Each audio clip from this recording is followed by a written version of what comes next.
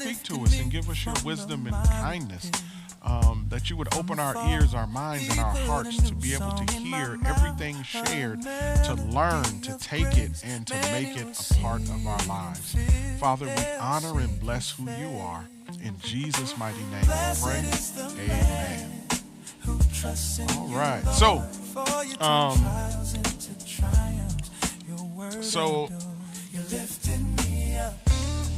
I want you guys to hold on. I'm going to show you something.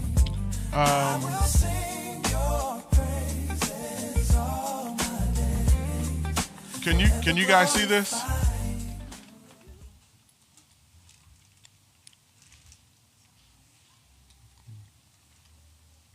Oh wait, hold on. That's wrong. Yeah, there it is. Okay, all right.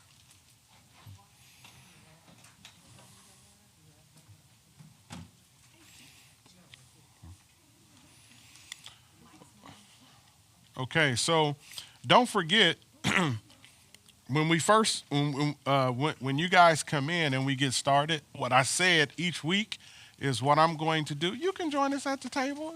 Come on. You don't like sitting up in the front? This not the front. I'm the front.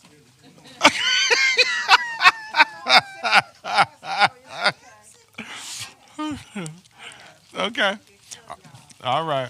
So and so what I said was when as we're starting each week, I would come in and give you guys some updates of, just in terms of how I see the market, what's going on, what's happening, and some things that we need to pay attention to. And sometimes I'll come in and give you guys some insights about the market and what's happening and all that. And so tonight I want to share with you guys a strategy. Y'all ready? Mm-hmm. All right, I'm going to share with you guys a strategy. So can you guys see the headlines on the screen? Mm-hmm. What does it say?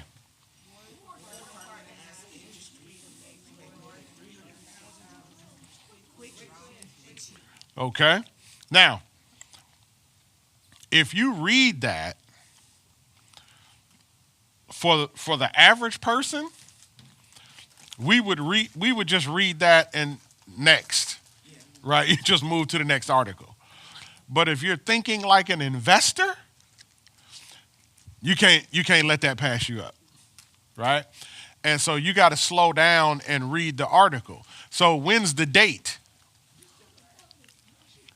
December 3rd, 2025. Now, let's read this together, right? So, what does it say?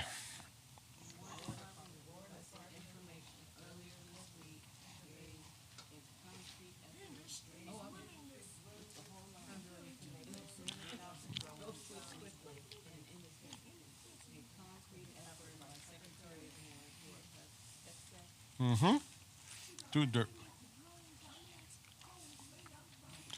All right, now, I want you to pay attention to this.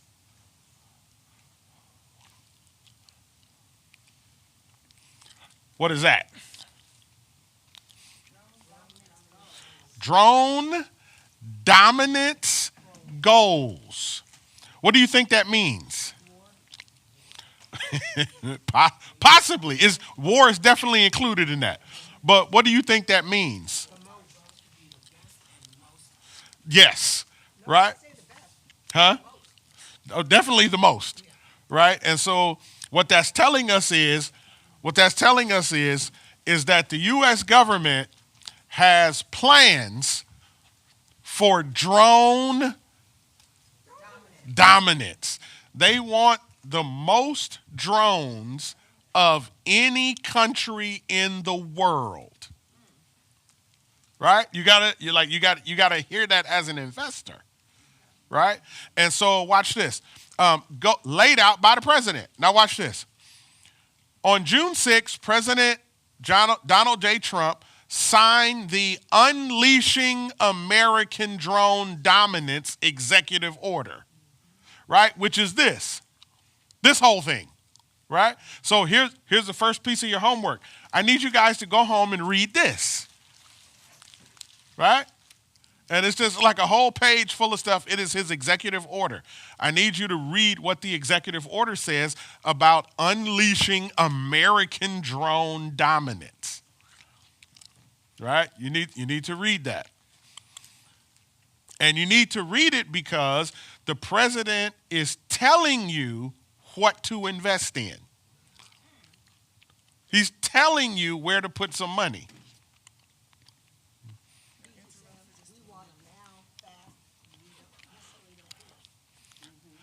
Yeah, well, he cares, and we'll get into why they're talking about fast.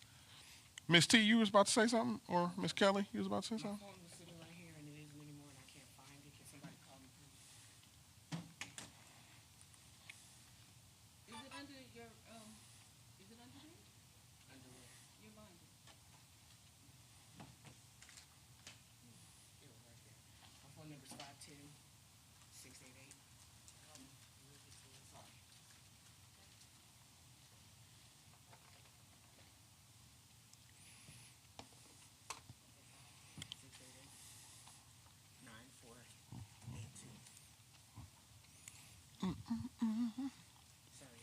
All good.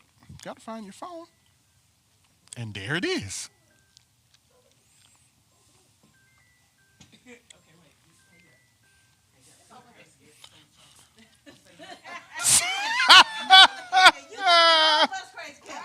Right.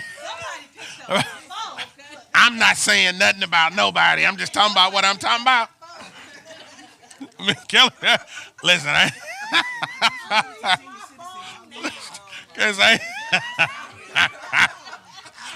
Kelly said, I ain't talking about nobody. I'm just talking about what I'm talking about.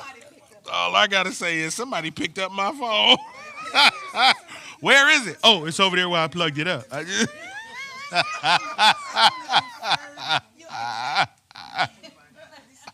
Listen, my previous self took my phone. All right. Okay, so here we go. So everybody write this down. All right, so you want to go home and you want to read that. Why? Because this is an executive order from the President of the United States. And he's telling you where he's about to spend some money. All right? And so, all right, so watch this. So on June 6th, President Donald J. Trump signed the Unleashing American Drone Dominance executive order outlining how the United States would up its drone game in both the commercial and military sectors. So there's your war piece, right? Including how it would deliver massive amounts of inexpensive, American-made lethal drones to U.S. military units to amplify their combat capabilities. Hegseth followed up in July with the Unleashing U.S. Military Drone Dominance Memorandum, in which he laid out his plan for how the department would meet the president's intent. Part of the secretary's plan included participating with other parts of government in building up the nascent U.S. drone manufacturing base. Listen, building up the nascent U.S. drone what?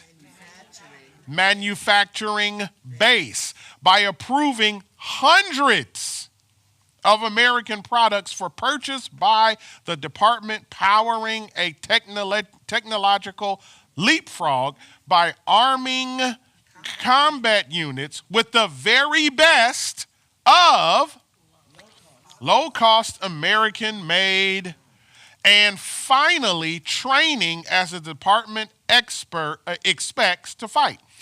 Next year, I expect to see drone capability integrated into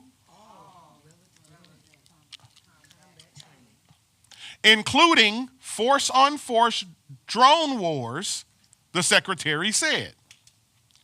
At that time, Hegseth said he had already advanced American drone dominance by stripping away regulations that hindered the military's adoption of small drones and shifting the necessary authorities away from the department bureaucracy and into the hands of unit commanders. In other words, what he's saying is he just created a highway for them to get all of the drones that they want and put them into operation, and there's no red flags and there's nobody to stop them. That's what he just said. All right? So watch this. This was the first step in the urgent effort to boost lethality across the force. Hegseth said in a video posted today on social media, now the War Department is moving out in a new way on the drone dominance initiative, Hegseth said. The second step is to kickstart U.S. Hold on. The second step is to U.S.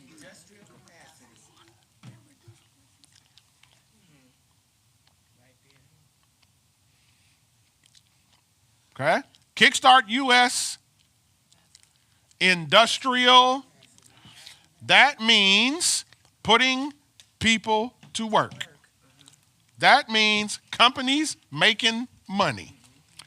That means manufacturing taking place. Is everybody with me? And reduce prices so our military can adequately budget for unmanned weapons, the secretary said. He noted that with the help of Congress, the department will initially focus on small attack drones. Drone dominance is a billion-dollar program funded by the President Trump's big, beautiful bill. In other words, what they're talking about is not money that has to be raised. It's money that's it's built in. All right, here we go. Hegseth said, it is purpose built on the pillars of the War Department's new acquisition philosophy, a stable demand signal to expand the U.S. drone industrial base by leveraging private capital paired with flexible contracting built for commercial companies, founded by our best engineers and entrepreneurs. A stable demand signal means the War Department will make concrete plans to buy lots of drones on a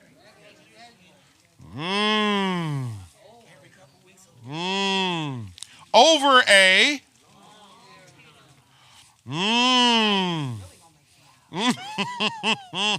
when that happens, American industry will step up to the plate to satisfy the department's needs, including by investing in building out its own capacity to produce and the stock market is always looking where? In the future, right? So this is good news for investors. The request for information released to industry this week spells out a plan that'll begin early next year, when the department will, over the course of 2 years and within, offer to industry and build a large number of small unmanned aerial systems capable of conducting one-way attack missions. Do you know? Yes, there you go. What is a one-way attack mission? They go, they attack, and then they don't come back. So if they don't come back, where are they going to get the next one from? Continued, there you go, continued production, right? So the first of those 4 phases, called gauntlets, run from February to July 2026. During that time, 12 vendors will be asked to collectively produce 30,000 drones at a cost of $5,000 per unit for a total of $150 million in department outlays. There we go, right? Right. And so over the course of the next 3 gauntlets, the number of vendors will go down from 12 to 5. So, right? So which means out of 12, 7 won't make it. 5 will be the golden children. Right? The number of drones ordered will increase from 30,000 to 150,000, and the price per drone will drop from 5,000 to 2,300. Drone dominance will do two things: drive costs down and capabilities up. Hegseth said, "We will deliver tens of thousands of small drones to our force in 2026 and hundreds of thousands of them by 2027. Through the drone dominance program, $1 billion from the Big Beautiful Bill will fund the manufacture of approximately 340,000 small UASs for combat units over the course of 2 years. After that, it is expected that American industry's interest in building drones as a result of the program will have strengthened supply chains, and manufacturing capacity to the point that the military will be able to afford to buy the drones it wants in the quantity it wants at the price it wants through regular budgeting." This happening right now, and they're planning this for the next 3 to 4 years, with a $1 billion budget already given to it. Yep. And so I'm trying to think of what else. So, okay, all right. So we don't have that much left. So here we go. So the supply chain and everything should be done by July, the 12 That was the first phase, right? First, okay. Yeah, The supply chain. they got to build out the supply chains. How long, when are they planning on doing that? They doing that now. They're doing it now, yeah. Yeah. But the question is this like drones and stuff, would you think that that would then be companies like Tesla that are already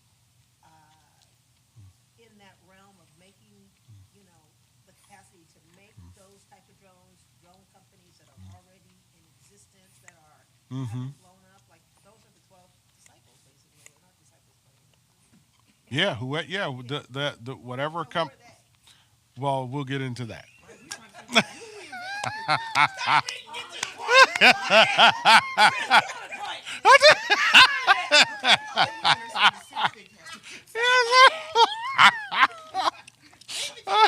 All right, here we go. So, equipment is only part of the game. The secretary said, "Doctrine, how the warfighter fights, is also critical. I will soon be meeting with the military services to discuss transformational changes in warfighting doctrine," Hegseth said. "We need to outfit our combat units with unmanned systems at..." Everybody understand what scale means? Scale. So whenever you have something and you're going to take it to scale, what that means is that thing grows exponentially, right? Grows exponentially. So let's say you have one burger joint, right? You probably go shopping at Costco, right? For your burger, buns, all the stuff you need, right? Then you open 2, you probably still at Costco. You open 5, you probably still shop at Costco. Well, you start getting to 7 to 10, you need a supplier, right? And then when you start getting 20, 25, 30, and you start crossing cities, states, all of that stuff, you need that thing to scale, which means you need somebody you ain't picking up nothing. You need somebody delivering your stuff, and you need it delivered on time. You need this much, and that's called scaling. And so at that point, you got to find a business that you can scale with, that you can take your business and stretch it out and allow it to grow. That would be like a Cisco. Right. Yeah. Okay. And so scale, when you see scale, what you're talking about, just think scale means a lot. That's the best way to do it. All right. And so here we go. Let me see. We cannot wait. The funding provided by the Big Beautiful Bill is ready to be used to mount an effective sprint to build combat power at the Department of War. We are adopting new technologies with a fight tonight philosophy so that our war fighters have the cutting edge tools they need to prevail. Following the end of the Cold War, Hegseth said U.S. defense spending dropped precipitously, and as a result, there was also consolidation of defense contractors. Consolidation means things are shrinking. From hundreds to just dozens. The department, he said, budgeted for quality rather than quantity, and for 30 years got what it needed. However, we now find ourselves in a new era, he said. This is key. However, we now find ourselves in a new. Whenever you hear a government official saying that, a government official with power, here's what they're saying. Things are no longer going to be the same. That's really what they mean. We're in a new era. Obama pointed this out when he debated Romney, and Romney was trying to get him on this issue of not of taking money away from certain military aspects, like building tanks and all that kind of stuff, because Obama had taken away a lot of that money. And Romney was trying to jump on him about that. And on the first debate, Obama didn't do too well. He seemed like he was a little sleepy or lethargic or whatever. But on the second debate, your boy was sharp with it. So Romney kind of came with that second thing. On the second debate, kind of came with the same argument.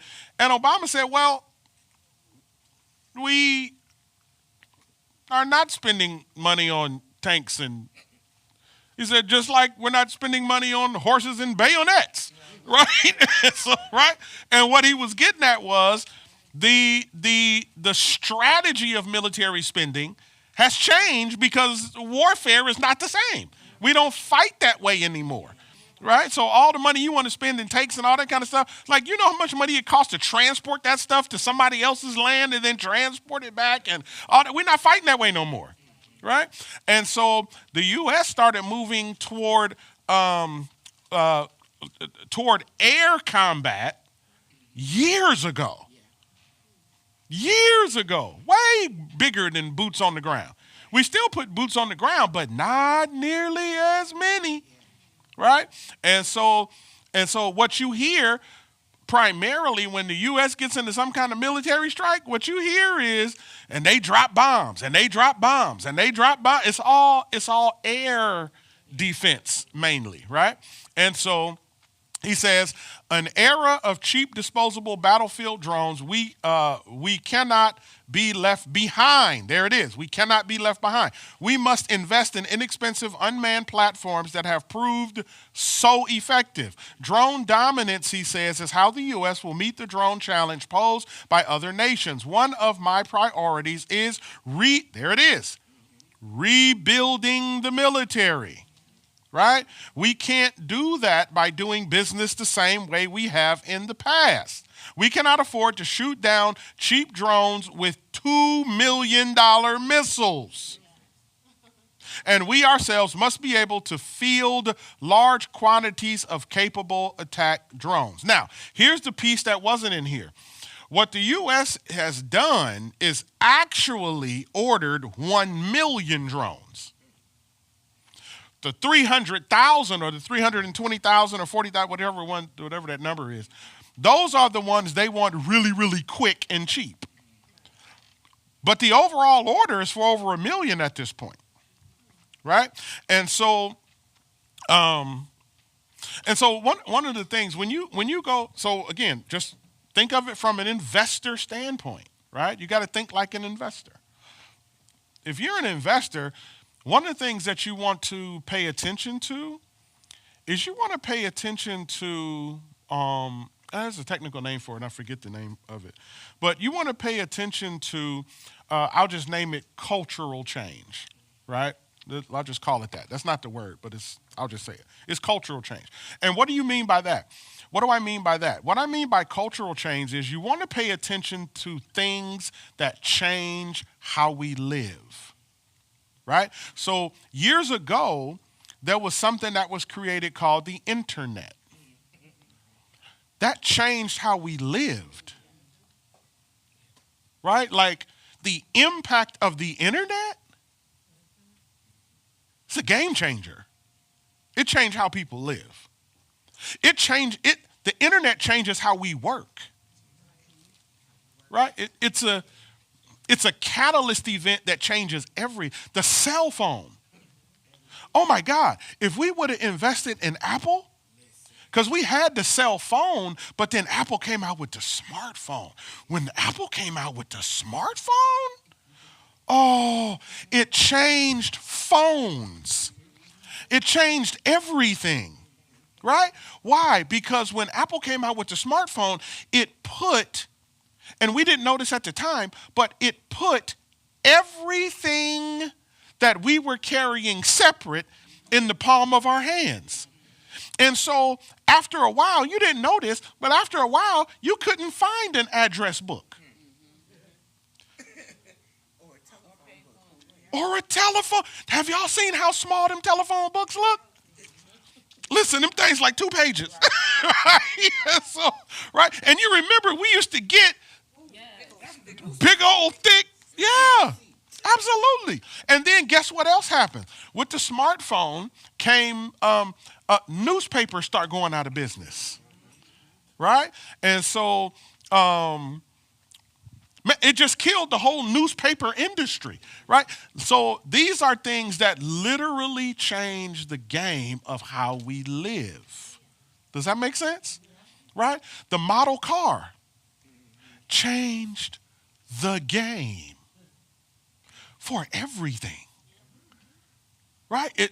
And so as an investor, we have to keep our minds peeled to things that come out that we may use, that we may be a part of. And here's the thing, because sometimes we're so busy being consumers, we're excited about what's coming, not knowing this thing changes the game, right? And so this drone thing is a game changer. And let me tell you why. Because when you start fighting with drones, you save human lives.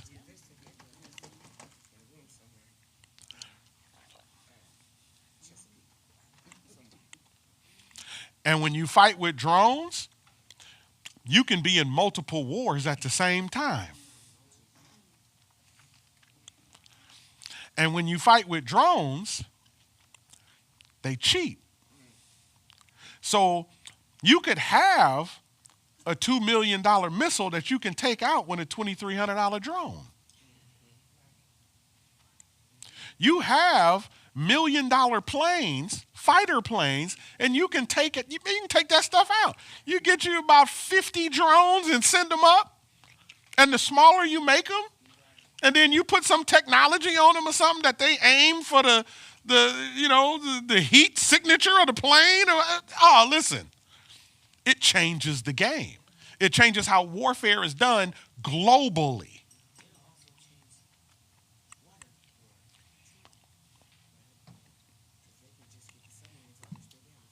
Yeah, I'm telling you, drones change the game, right? And because they're game changers, it might be something that we might want to begin to think about investing in long-term as investors, because they're introduced. And see, and the thing is, right, like we've been so enamored because they doing 4th of July shows with drones. We like, oh, in Vegas, boy, they had them drones and it looked like Michael Jackson moonwalking with the drone.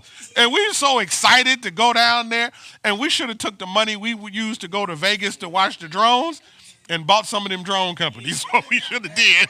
That's what we should have did, right? And so here we go. So y'all ready? Okay, so get your laptops ready. All right. So I'm going to give you, we're going to talk about this just a little bit. So here are some companies that you might want to own, okay? I'm not telling you to buy it. I'm saying you might want to think about, pray about owning some of this, okay? Here we go. First company, RCAT or Red Cat. Okay, Red Cat is a drone company, and they focus on tactical drones. Okay, they focus on surveillance platforms. They focus on military-grade small drones. And they focus on software and hardware integration. Okay? Now, I want you to go pull up your trading view and look up RCAT. And tell me a little bit about them. Just based upon what you see on your trading view. Okay? $12 stock. Right? $12 stock. What's their market cap?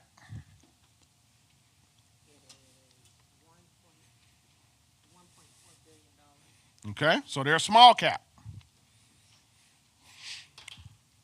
All right. Okay. So this company is interesting because they focus on ground level, what they call ground level battlefield security. And so these are the kinds of drones. What they do like these would be like drones that you would use, like almost like surveillance kind of drones. These are the drones that you would like if you're monitoring the border, right? And Trump is big on immigration. So if you're monitoring the border, instead of sending all the border patrol agents over there, you just and just watch it. You know what I mean? And so you put 100, 200, 1,500 drones in the air, and then you fly them high enough where you really can't hear them, but then you put the cameras on them that they zero in and give you the view that you want, and you monitoring your whole border from a room, right?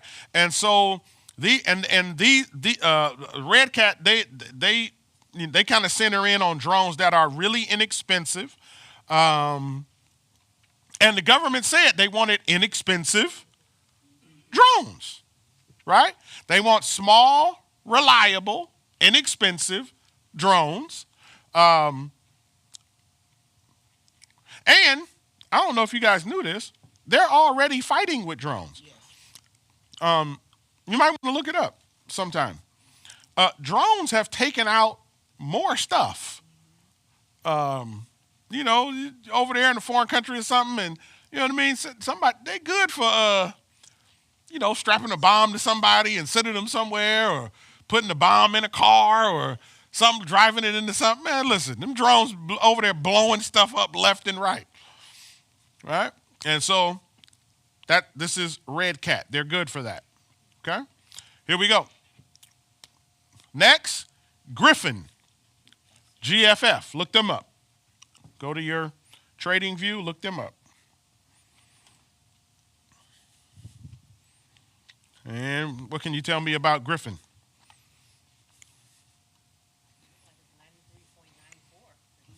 Okay. $93 a share. Now, go back to RCAT. Because I think there was a little bit down today, but go back to RCAT and look at the year to date and tell me how much they're up from January 1st to right now. They're up 45% from January 1st to February, what is this, 11th? They're up 45%. Why do you think they might be up 45%? Come on, Messina, they talking now, right? Because this stuff was supposed to start when? Right? So RCAT is up 45%. Now, do you think that you had $6 to $7 to buy some shares January 1st? And by now, you would have just about doubled your money.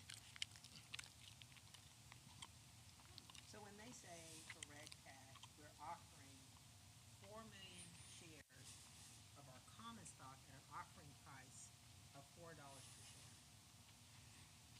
Was that where's that at?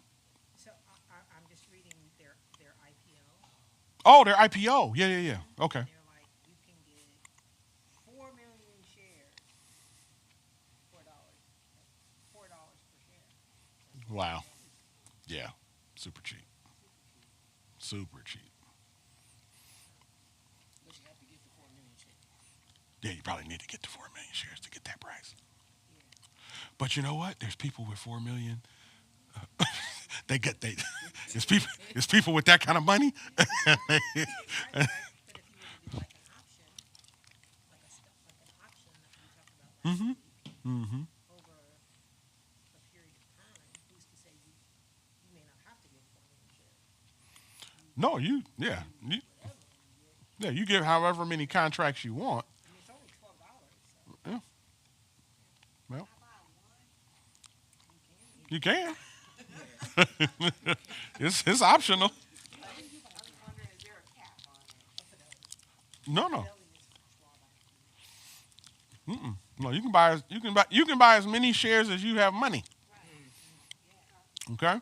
So money loan. So Griffin. To what? So look at the year to date for Griffin.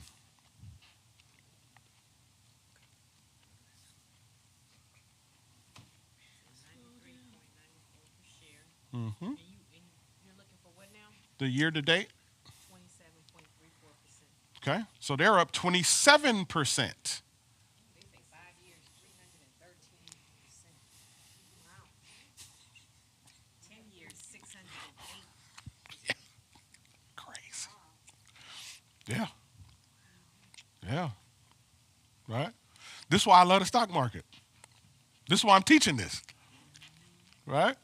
There's nowhere else where you can get those kind of returns if you spend some time and do what you need to do and research and make reasonably good decisions about what you invest in. There's no place else you make that kind of money that fast. No place else. That's a strong buy.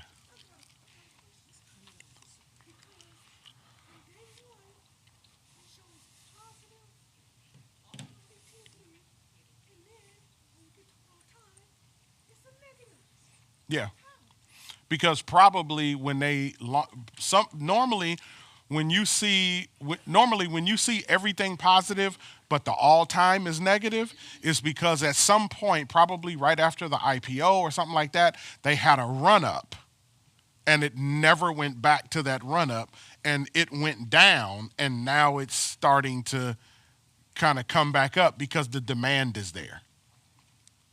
Yeah.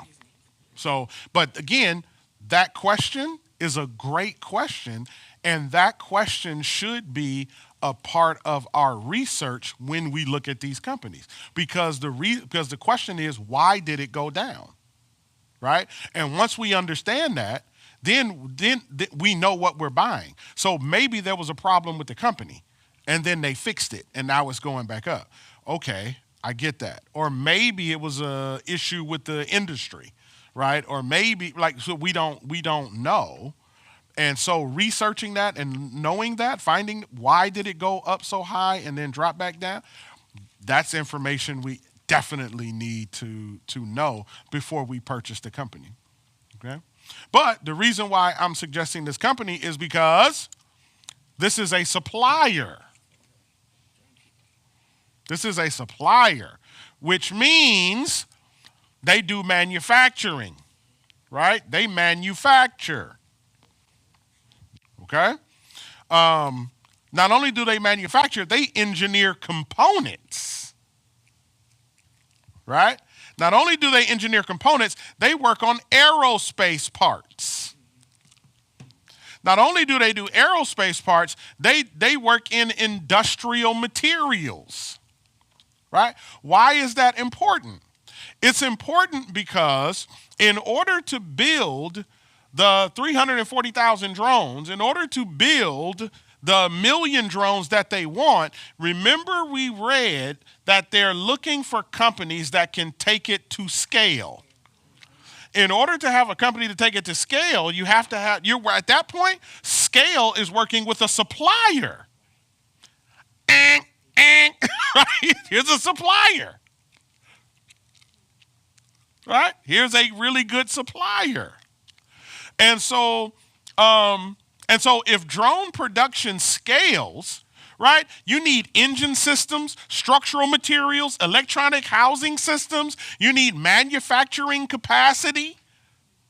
And this particular company has what's called a moat, right? Have I taught you guys about moats?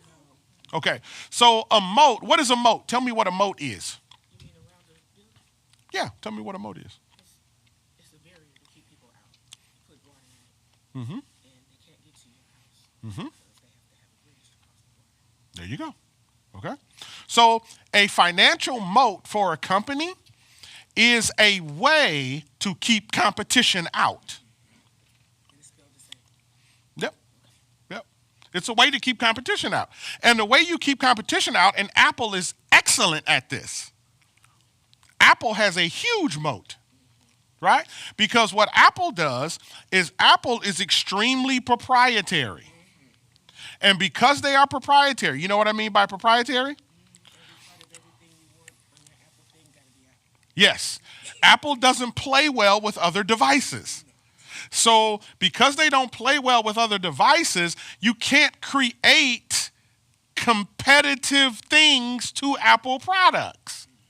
So you have to buy Apple products. That's called a recurring revenue model. Right? And so whenever you have a recurring revenue model, what you're doing is you're locking people into your products, and they necessarily need them once they log into your system. So if we create a system and the system is good, people are going to want to sign up for my system. And once they sign up for my system, I got you. Why? Because you're locked into my system. Because we don't play well with everybody else. But you like what I do. It's just like I was, there's this tree. I forget the name of the tree. It's interesting. There's this tree that, and every time you see it, there are millions of ants everywhere on this tree. Millions, right? They infest the tree. Every time you see it, they infest the tree. And they were trying to figure out why do the ants infest this tree? Because the tree secretes a sap that the ants love. They love the sap. And so they go in and they eat the sap, but here's the problem. Once they consume any part of the sap destroys their digestive system.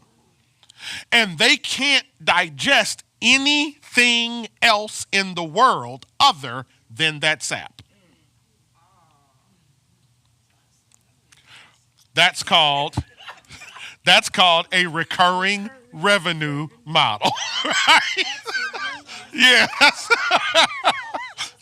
Yes. That's a recurring revenue model, right?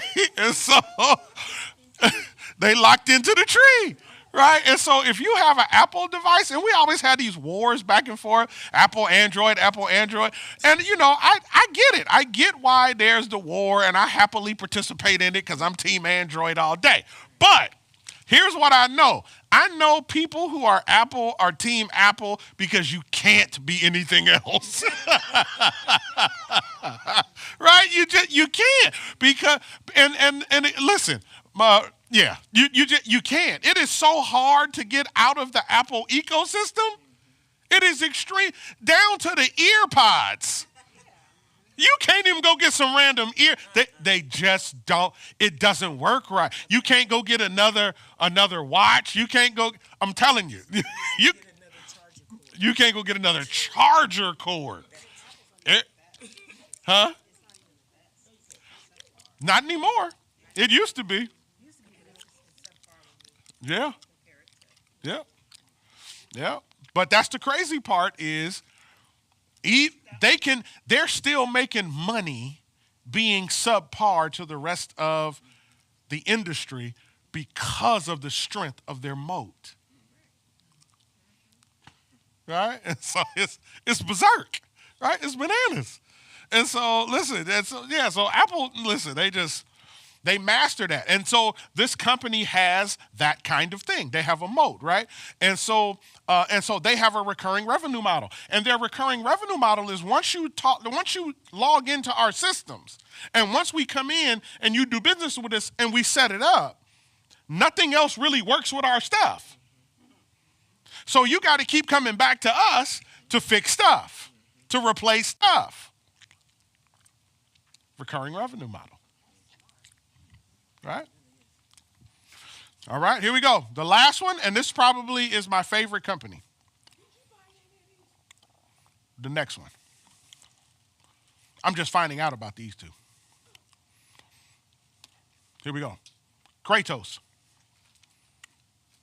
KTOS. All right. Now this one, he's a boy. Look up KTOS. TradingView, KTOS. What can you tell me about them? 87.78. Yep. The market capitalization is $14.82 billion. Okay. Their year to date is 14.67%. Okay. Good. Good. So they're up 14%. Now watch this. Kratos focuses on tactical drones. Okay. Target drones.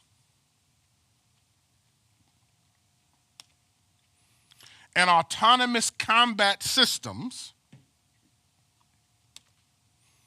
And hypersonic missile launch technology. Okay?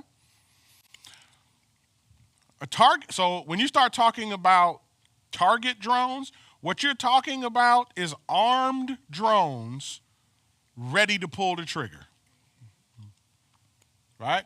And so Kratos, this company here, this is not a retail company. You don't go, if you want a drone because you want to make some videos and stuff, you don't play with Kratos. That you can't get with them. This is military industrial grade drone technology stuff. This is what they do. They focus on, this is all they do, is they focus on this drone thing. They are the leader in the space. Okay? And so and these are heavy duty. This is battlefield ready, let's go to war type stuff they do over there. And they're pretty low cost, right, for what they make. Okay? Everybody with me? So watch this. So what's our strategy?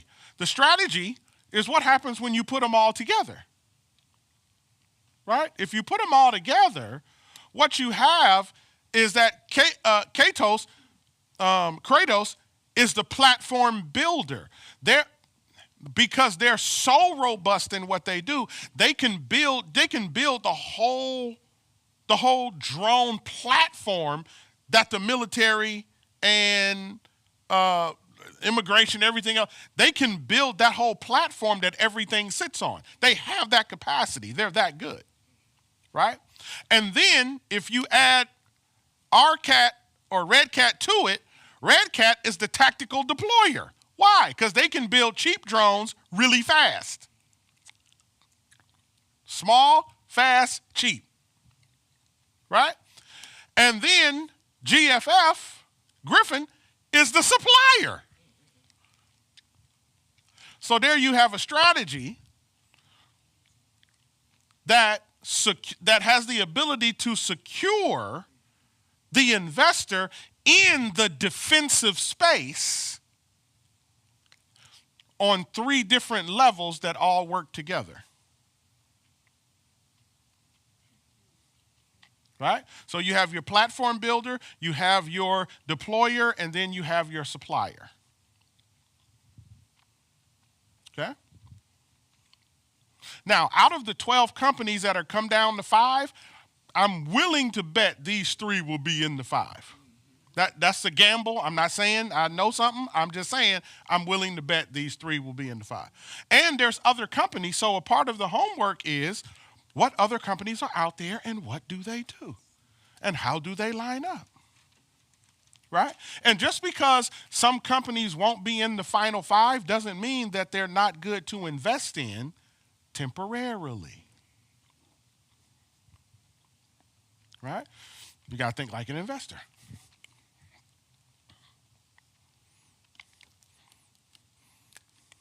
We good? Okay.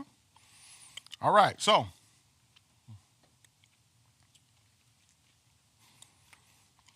okay. Give me your feedback. Give me your thoughts. What you thinking?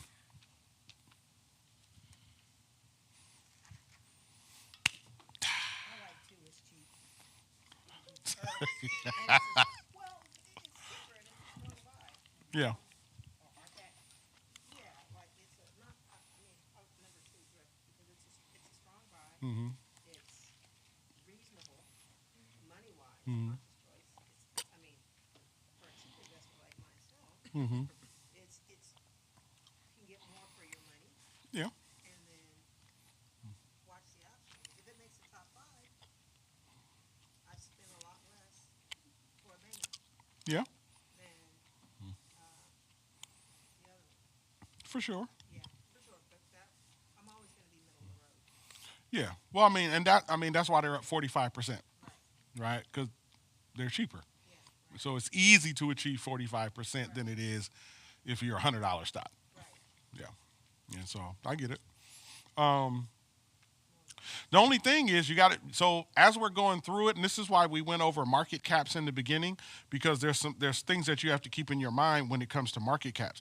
When you're talking about small cap companies, you just have to understand small cap companies, even though there will be some bangers in small cap companies, and you can make 45% returns in 60 days, and and then if that kind of like Palantir was a $6-7 stock, and people got into that, and Palantir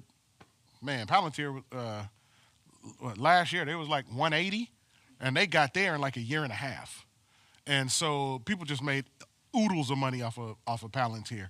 Well, shoot, I made some money off Palantir, um, but every company like that doesn't make that transition. Right? And so when you're talking about small cap companies, what you're talking about is companies that tend to have a bit more volatility to it, so the risk is higher. Okay? When you start getting into mid cap and especially large cap companies, or mega cap companies, you're talking about companies that are a bit more stable, right? They don't grow as fast typically, but they do grow, and you can make good money off of them, especially if you're playing options, right? Because you don't need a $200 run up to make money on options. Listen, you don't need that. And so, because remember I showed y'all my Moo play from last week, and my Moo play was down like $2,500 or something like that. Listen, Moo was up like $34 today. And so, because it was up $34, that thing was, so I looked at it yesterday, and it was down like 68%. I think today I'm down like 20-something percent. Because I think today that thing did, I'll show you, I'll look on there. But I think Moo did like, at least in my account, I think it did like 1,500 or something crazy like that. So it knocked out like half of my down position. So I'm hoping tomorrow we got another one of those. Right? So, but that's what I mean. Like you don't need if you playing options, you don't need a whole. It's nice if it run up that fast, but They gave us the fluctuation. they did. Yeah. Yeah. In 27, we want to be stabilized. So Mm-hmm. they're almost giving you the option to play. Yeah. If you're reading it and you know about options, Yeah. because Yeah. we learned last week, Right. they're kind of giving you the play, Right. but they've already started. They've already So started. you have to catch up. Yes. Don't Because play that play now. yeah, because Red Cat is already 45% ahead. Right. Yeah. So yeah. Yeah. Yeah. Yes, ma'am.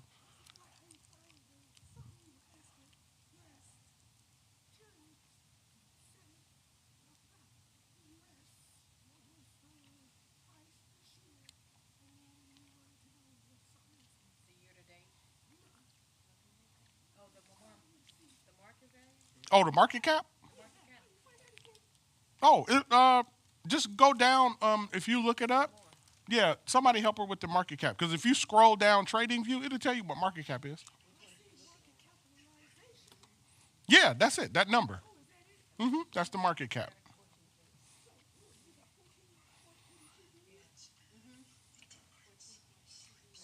Whereas Yeah. the other one, RFF, I think was like 14.82 billion.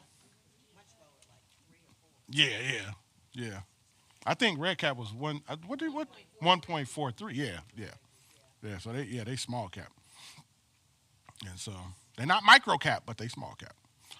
All right, and so okay, so all right, so again, I wanted to again this is part of our opening every week. I want to bring something to you guys and share it so that you guys can see the market from a different point of view.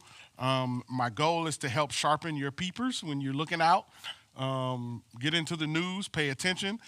As you could tell, as we're reading through the article, it's a simple article, and most people you just read if you read it, you just kind of read through that stuff, and you don't really pay attention. But when you look at it through the eyes of an investor, all of a sudden, key phrases, key words, things they say, certain sentences, it's like wait, hold on. For the long term.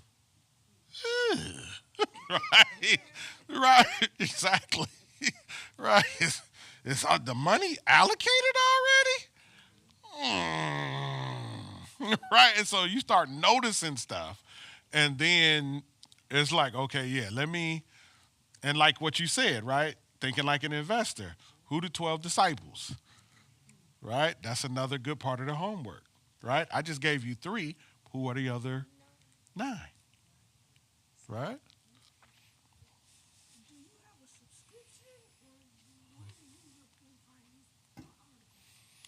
Um. So, okay. So, a couple things. One of the things I hate about the internet is that the internet tracks you. Hate that. But what I love about the internet, that the internet tracks you. I love it and hate it. And I hate it because if I look up a washer, like I just looked up a washer. I don't need 45 advertisements about washers. I'm like, stop it, right? But if I start looking up stocks, guess what shows up in my news feeds all the time? Guess what shows up in my random news on my phone when I turn to the news part, right? So it's like on like if like so on my phone, if I go to my home screen, which is that's my home screen, and then I slide it right there, it gives me the news for the day. And my news is always filled with one of a few things. In something with the Warriors and basketball, or it's going to say House blocks tariff vote ban, right? Because I'm always looking up political stuff. And then right next to it, Vertiv stock jumps on strong outlook, right? And then here's Steve Kerr on the Warriors, 11-0 run. Demand boom sent Taiwan Semiconductor. Right, so it's like as I go down, so you start getting these things, and then when you click on one, it tracks you again. And inside of the article, normally there are links to other articles that it's quoting, and then you just like kind of like when, that executive order thing in the article that we just read. That's why I said go over here and read this because I just clicked on it and it took me to that. Because it just creates an algorithm, because it feels like you are what you eat. Yeah, yeah, and so exactly, and so that's one way to get up on information that you would not ordinarily know. That's just one way. The second way is, sometimes you do need to have subscriptions to things. Sometimes you just do. One of the things I've learned over the years is that when you really get into something, right? When you're into something, there is a free level for everything you're into. Right? It's kind of like doing drugs, right? If you do drugs, there's a level of drugs that you get for free. But all of it is meant to do the same thing. Pull you in deeper and deeper because they're going to hit you with a payment, right? And all of this stuff is the same. So it's like I could tell you to go to Morningstar. That's a news piece. And there's a free part to Morningstar. You can sign up for their newsletters. You can do all of that. And they'll send you stuff every single morning, Morningstar, right? And then they'll start sending you articles, and you'll be going through the article, and you'll be like, "Ooh, this is good." And then you'll read halfway through the article, and then it'll say, "To read the rest of this article, right? you need to subscribe," right? Right? Wall Street Journal, the same thing. But some good websites for news would be, so write this down: Seeking Alpha. That's a good one. Bar Chart. That's another good one. FinViz. FINVIZ. I'm not sure what that means, but it's financial something. Yeah, FinViz. Oh, what's that other one?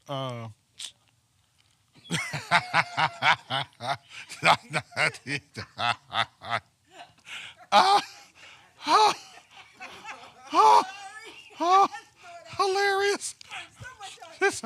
She say TikTok. She say TikTok. Yeah, I don't. And- yeah, you could. So the information is everywhere, and and part of what I'm saying, because like, hold on, let me bring up. Have I haven't introduced you guys to FinViz, have I? Okay, all right. Let me do that right quick. But hold on, let me do. Okay, so here's bar chart, right? So when you go to bar chart, so when we get into some of the deeper stuff about doing fundamental analysis and looking up stuff, and especially when I teach you guys about how to research stocks for options, because that's a slightly different process, we'll do a lot of stuff on bar chart, and bar chart is really, really good. Oh, Guru Focus, that's the other one. Guru Focus, yeah. Guru Focus will give you some free stuff, and then after so many days, it's going to tell you need a subscription. And Guru Focus is expensive, depending on, yeah, they can be kind of pricey, but they're really, really good, right? And so, but bar chart has a lot of different stuff in it. And so, you type in your stock that you want to go over. This one is Broadcom. And then you just kind of go over it, and then it'll have all type of news and alerts and stuff like that about it. It'll give you all of your fundamentals and stuff like that about the company. And then it gives you this other thing over here, AVG related ETFs. So it'll tell you what ETFs have AVGO in it. It gives you this options overview thing down here that you can get into. This is a boatload of information it gives you for free about stocks. Okay, some of it you're not going to know what to do with until we start getting into the deeper levels of actually how do you handle all of the information. But if you're just looking for information to read, this is a good place to go too. You don't have to have an account, yeah, for this one. Not for everything, okay? Also possibly do have like the daily stock, stuff like shows on TV in the mornings or in Yeah. those if you want to listen. Yeah. Watch CNBC. Except the other one or stock, they have like daily Mm-hmm. like 60 minutes stock conversations and conversations. Yep. If you don't want to like sit and read and maybe you're at home and you just want to listen, I mean, Yep. they have all kind of analysts. All kind of stuff. And then you'll notice, like the more you start listening to this stuff, listen to EYL. Well, I told you about EYL, EYL University or EYL.com. Go on YouTube. Just go on YouTube and type in EYL. Earn Your Leisure. Right? That's what it's called. Earn Your Leisure. Troy Rashad and Ian Dunlap. They have this thing called Market Mondays every single Monday. They're on there and they do 2 to 3 hours on stocks and all that kind of stuff, market conditions, the whole nine. You'll learn a lot. On Tuesdays, the Wall Street Trapper, he has Trapping Tuesdays. These are on YouTube. Yep. Trap and Wall Street Trapper. He gonna trap. Now he gonna preach to you, and then he gonna talk stocks, and then he gonna preach in between the stock talk, and Trap is gonna give you a solid 3 hours. All right, and so all of these things are available online. I can give you a list of people online that I trust. I trust those two, and then there's a few others that I could give you of people that I would listen to that I trust. Be careful of the random person giving stock advice. You know what I mean? Like, yeah, be careful of the random person giving stock advice. Is all I'm saying. Like the person with the yeah, they don't really do this like for a living. They do podcasting for a living, right? So it's like when you listen to some of these people sound like they know what they're talking about, but they make their money from their podcast. You want somebody that make their money from the stocks, and the podcast is just extra, right? So you kind of have to listen to them a little bit to kind of understand who they are, where they are, what they do, all that kind of thing. But yeah, there's a few more people that I could give to you. There's one guy that I like, but he talk fast. Listen, this boy is a fast talker. Let's see.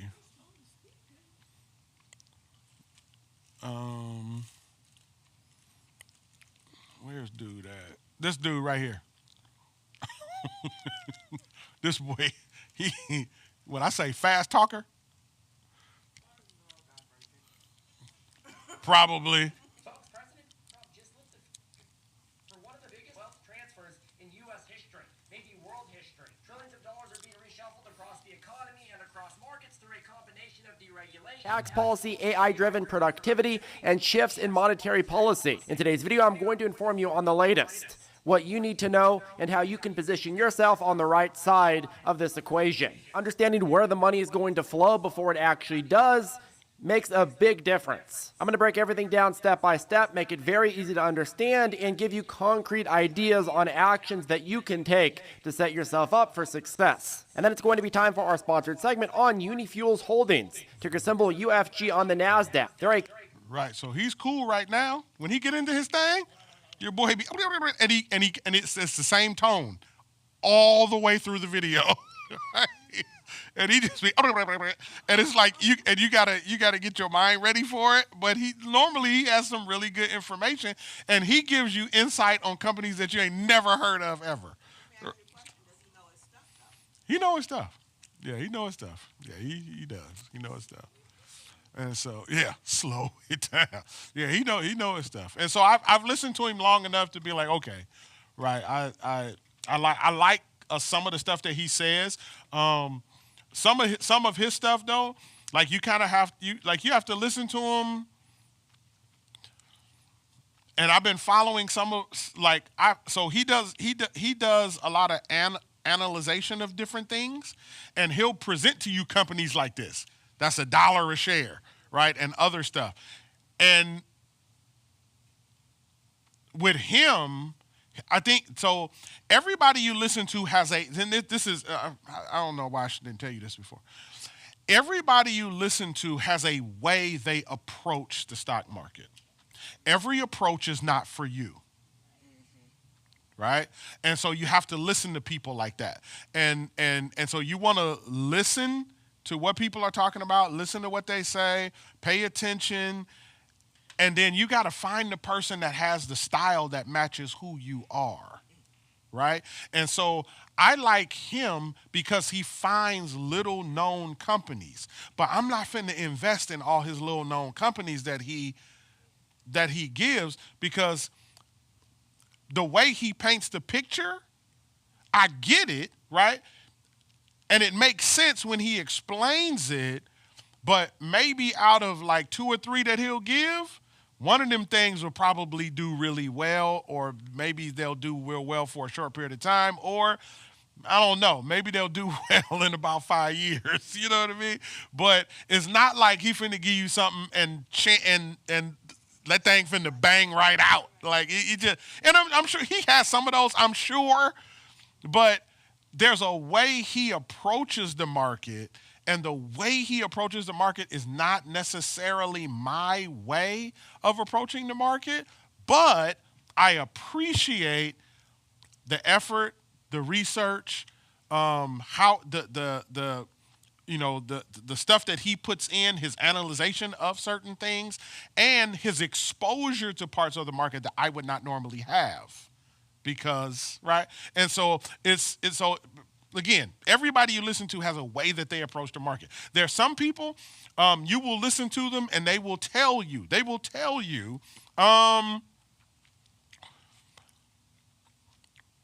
Yeah, you only need to buy stocks like 2 times a year, right? And they'll tell you that. You don't need to buy stocks like twice a year, right? The year is going to do this all year, and you want the biggest this, right? And so when the year hits the biggest this, then you buy in, and then you just ride it back up, and then you know what I mean? Then they'll tell you, you're only going to get these really big dips, 5 to 10%. You're only going to get those once, if you're lucky, twice a year. But you're only going to get the big dips. You're only going to get that like once a year. And then they'll tell you, so just sit on your money, don't do nothing, just wait for the big dip. When the dips, buy then, and then you'll be good. And they'll tell you that, like literally, just you'll be good, right? Then there's other people who will say, you'll listen to them, and you'll be, and they start talking about, yeah, because this happened in here, and then you can buy this and put this, and they got whole strategies because their goal is to make money off the market daily or weekly, right? And then you got the other person, their goal is to make money off the market in 10 years. And then you got the other person, right? And so everybody has a different approach to the market, and that changes what they tell you, how they tell you, what companies they show, the whole nine. Yeah, Bloomberg. As a matter of fact, that's another one. Bloomberg. What's the name of the person that you're talking about right now? What's dude's name? I always forget his name. He just go by. I just know him as Zip Trader. Yeah. So I do like Zip. Yep. All right. So let me show you this other thing. Because I never showed you this. Where did I put it?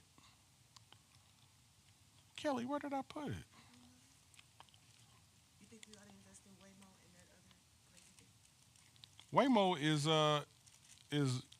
is Google. Yeah, so you can't invest in Waymo. You can buy Google though. Okay, here we go. Here's FinViz. Okay, FinViz is very helpful because what FinViz does, FinViz does a lot of stuff, and half the stuff I don't even know what to do because I ain't never played in there like that. But FinViz, most people go to FinViz because of this. That right there. Right? This is what you call a heat map. Okay? So what FinViz does, FinViz will give you this heat map, and the heat map is come on now, what's going on with my thing? Okay, there it is. All right, so the heat map, what this does is this is all of the companies in the stock market, right? Right now, it's on the S&P 500. So these are all of the companies in the S&P 500, and it's showing you how they did for the day, okay? Why is this important? Because it helps to understand where the market is hot and where the market is cold, where the money is going and where the money is going from. Does that make sense? Okay. And so what do you notice? Okay, so tell me where the market is cold. That's Microsoft. That's Oracle. Yeah. So what industry is that? Technology. Technology is normally the hottest section in the stock market, but right now, technology is not being rewarded. So you kind of probably want to stay out of technology, probably, maybe, right? At least I think this is for the day, 1 day performance. Let's look at the year, right? Let me see. So the green isn't cold, which one is cold? Cold, yeah. Year to date. There we go. Okay, there we go. So this shows it. So semiconductors, you got a few semiconductors that are doing well so far this year, right? So Mu is doing well. Intel is doing well. Texas Instruments is doing well. I'm not sure what NXPI or ADI is doing, and then there's some other companies in here.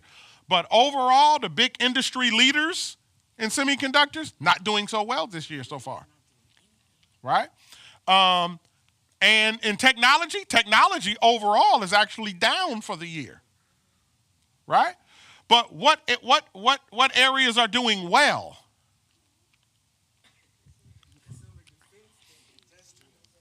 Consumer defense and energy, utilities, basic materials, real estate, industrials, right? So far, the big boys, right? You see how big these boxes are? This represents the lion's share of this represents the largeness of the company in that industry. And so the reason why they're this big is because the big boys have funneled money into them for so long that these are your trillion-dollar companies. But so far this year, the big boys and took their money out. And guess where the big boys have put their money?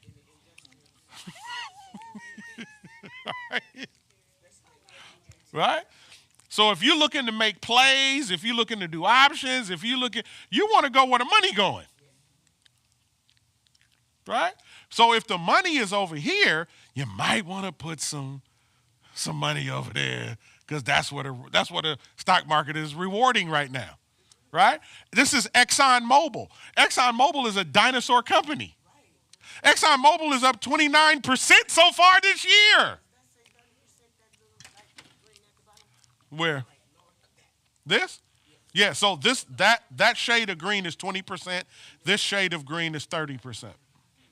Yeah. Right? So ExxonMobil.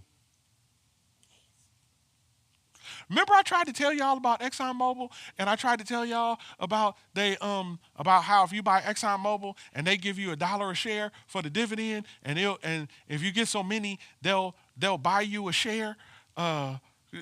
Remember I tried, and then y'all didn't seem excited, right? But now ExxonMobil up 29% for the year. ExxonMobil had been around 102, 105 forever. They at like 155 right now. They blazing.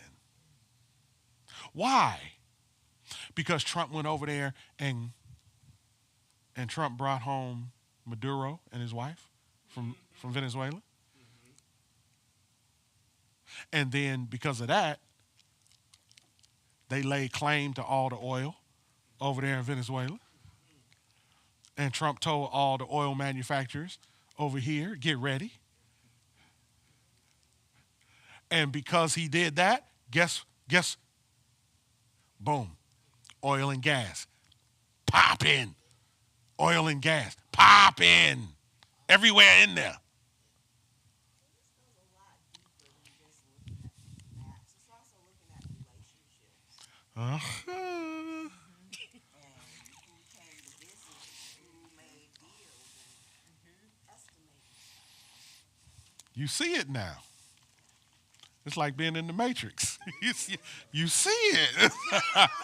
Yes, absolutely. That's why you got to pay attention to the news. Why you be watching the politics? Yes. Because these people are.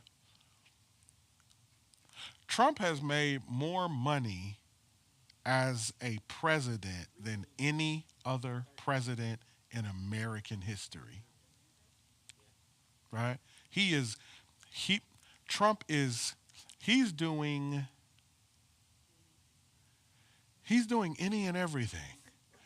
But what he's doing more than anything is he's leveraging the presidency for his own benefit. And he's pacifying like the middle class and lower, not lower, I don't want to say lower class, that's not really bad. But he's pacifying like the big beautiful bill, like it's come out and it's got some kind of cool things in it for middle class and Like this tax cut. the tax cut. If you go and you're like, oh wow, look, and then you're like 401ks and stuff, the market stuff, oh that's really great. That's just passive, like he's pacifying, like he's like, oh look, I'm also doing this. Yep. I'm giving you guys this on overtime. I'm giving you guys this Yep. on Yep. these cuts and those cuts Yeah. to make you happy in the moment. Yep. When he's really like he's killing us in the background. Mm-hmm. Like with all of this, like we're not looking at like with the big companies. We're like, no black folks are at the table. Right. None. And so he's telling us, and we're going, oh wow, look, he's letting us take our overtime and getting a tax cut, and oh, he's increased our mortgage interest by this, and oh, now we're pacified because our income taxes are going to be returned Yep. maybe a little bit higher. So now we're not looking at the fact that we're still not sitting at the table. Yeah. And we won't notice how bad it is for a few years. And then it'll start to creep in and it'll be like, wait. What happened to my benefits? Wait, hold on, wait. $300 for some eggs? What hold on, wait. Right? And it doesn't pay attention, we don't pay attention to it.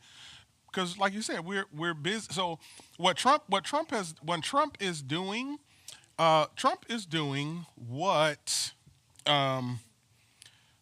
what rich people in leadership within the United States has done since day one. And again, so Trump isn't new in doing it; he's just effective.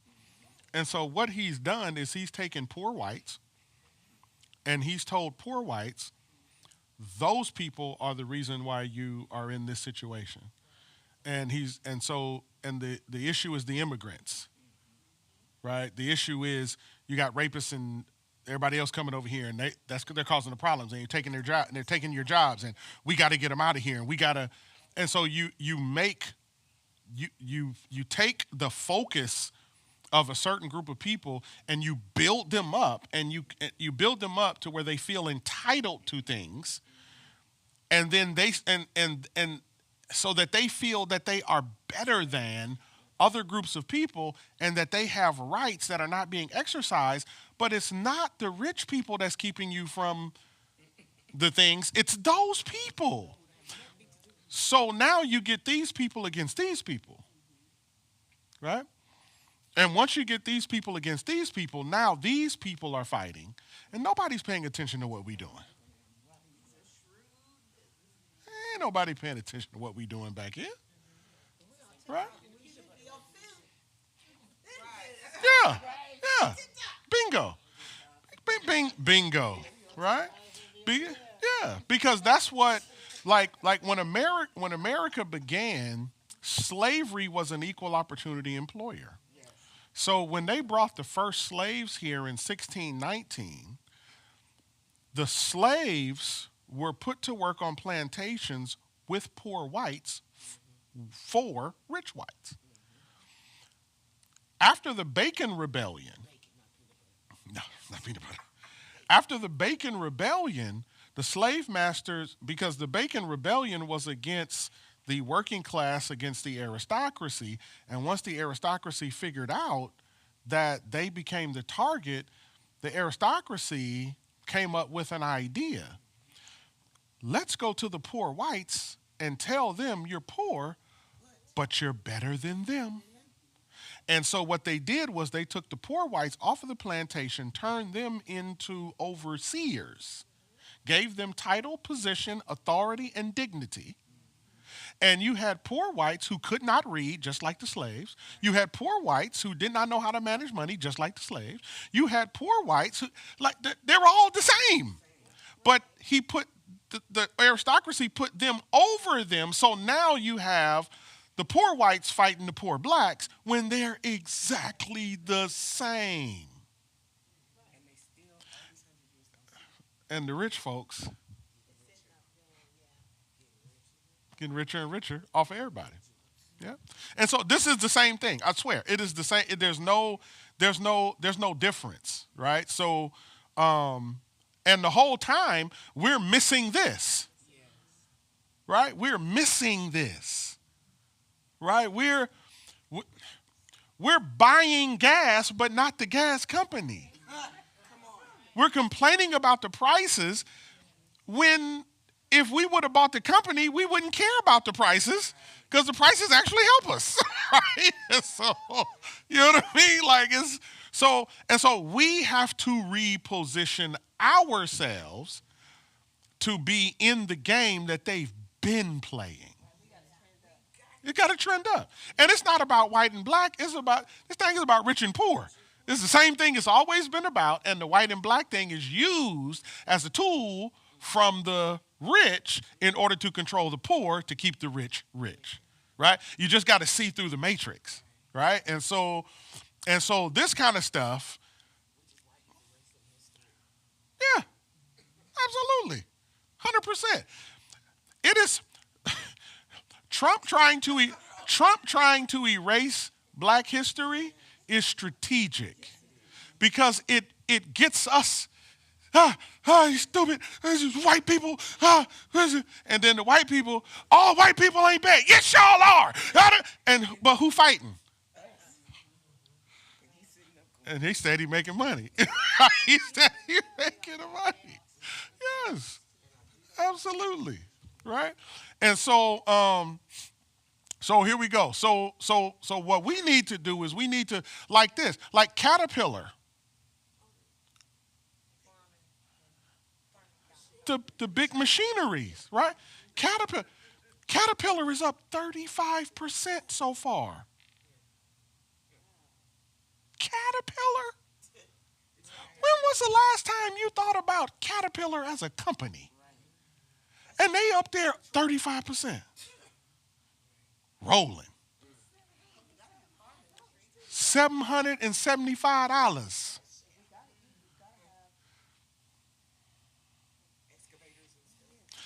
Anybody ever been to AutoZone? Shop at AutoZone? Look up AutoZone stock. We over there spending money. Look at AutoZone stock. Tell me how much AutoZone stock is. I did.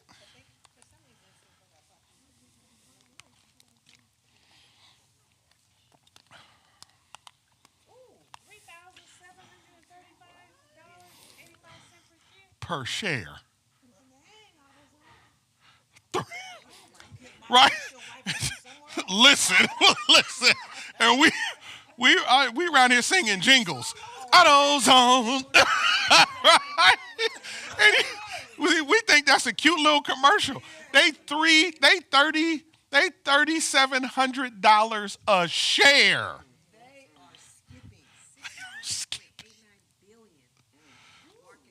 Listen, they over there not playing, right? We over there, we trying to buy some air freshener. They over there not, they are not playing at AutoZone, right? But they said the year-to-date is 10.68%, but they said in 5 years, 224.5%. Which, in 120. yes, which means how much in 5 years? 224.54. So 5 years ago, they were 200% cheaper. So they were like under $1,000. I wonder what the hike is because with them, other than, well, maybe it's now that you can go to AutoZone instead of going to the dealer. You know how before they had certain parts that you could Yeah. only get from the dealer, and now you can go to AutoZone and pay it cheaper. They undercut the dealer. Yeah. And that's the thing. Once you kind of get into this and you start figuring out the business models for some of these companies, and you're like, wow, like, okay, I see what you're doing. Right? I see how you do it.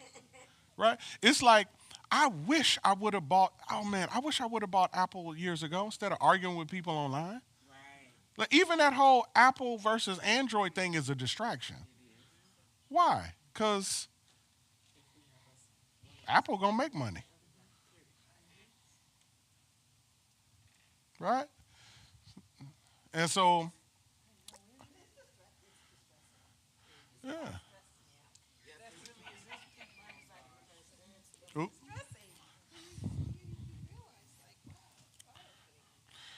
Listen, but and the eye-opening thing has to happen because that's what fuels you when you leave to go, you know what? Let me hold on. What I'm wearing? Right? And you start paying attention. Right? You start paying attention when you walk in the store and you're like, okay, what am I buying? Where they get this from? Who made that? Let me look up that company. Right? You start, right? Like, Expo dry erase markers. Who makes Expo dry erase markers? Are they a public company? Right? And you start because all this stuff again, somebody got to. These are products that we use, right? But we don't pay attention to who makes it, where it comes from, where they get it from, and because of that, man, we miss out on a lot. Pastor, do you think the expansion of the conversation for investing, especially inside the Black community, is because we're seeing the dissipation of middle class, middle America? Yeah, I think it's exactly that, and I think that people are realizing. I think people are slowly starting to realize that you can't survive if you don't have investments. Our kids aren't going to make it. They're not going to make it. They're not going to make it. My daughter, bless her heart, she makes more money. So she's what is Rihanna, 28, 29? She makes more money than I made at that age. But she can't afford to buy anything. Yeah. She can't afford to buy anything. And when I was when I was 20, I think I bought my first house at what, 22, 23?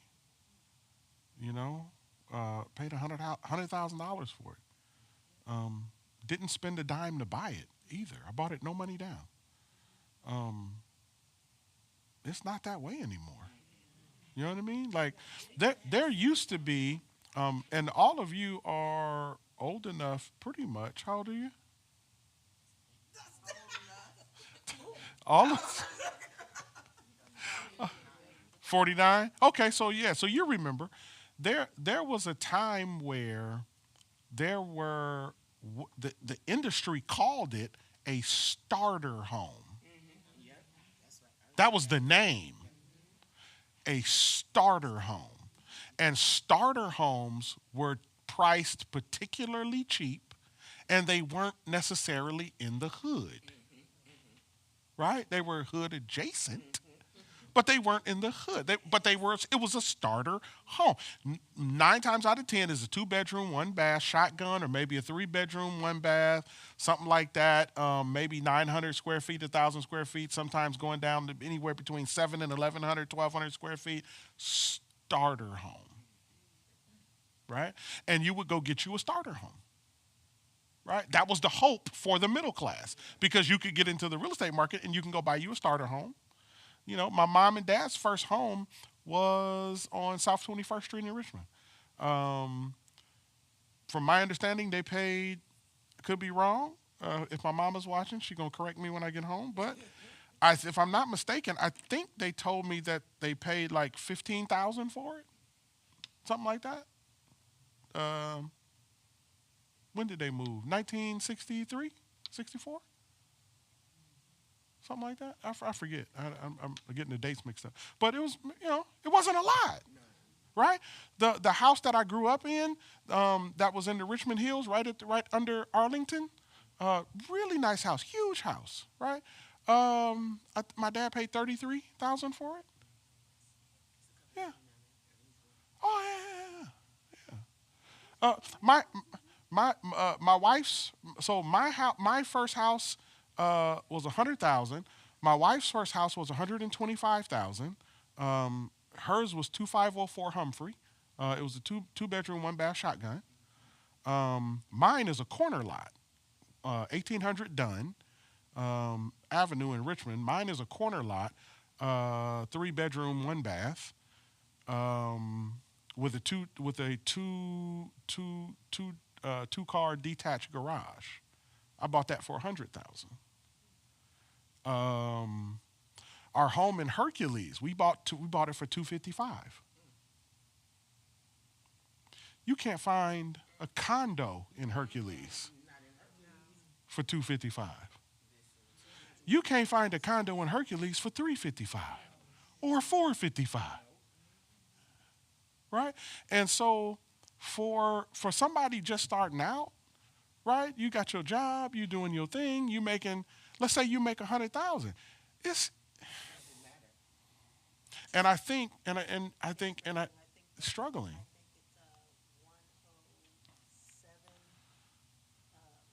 few months ago, they said it was like anything under, I think it was 102 or 107, you were considered to be Poverty. in poverty. Yeah, yeah, If I think it was 107.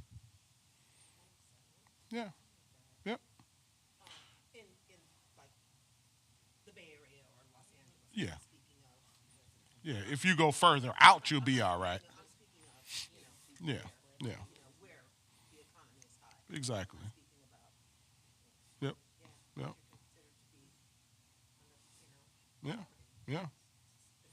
It's bananas. And I think you're right. It's the erosion of the middle class. And I think people are starting to find out and they're starting to realize, man, I need 2 jobs. But, like I need 2 jobs, right? And really what that's saying, what people are saying is like I need more income. Like I can't do what I need to do. I'm not going to be able to retire. Most jobs aren't even offering retirement anymore. And now with AI coming, listen, they are eliminating jobs like crazy, and those jobs are going to AI, and AI is now filling spaces that people used to fill. It's just like even this drone stuff, you got to think about it. Those are military positions that are no longer manned. Right?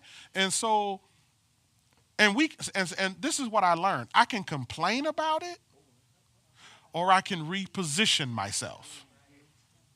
Right? Because I'm not in the position to stop it. I'm not in the position to change it.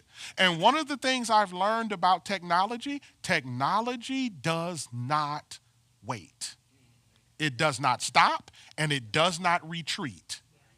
That's not what technology does. You can complain all you want. Technology does not retreat. And it can't retreat because if technology begins to retreat in the U.S., in a couple of years, we are behind the 8 ball with the other countries in the world.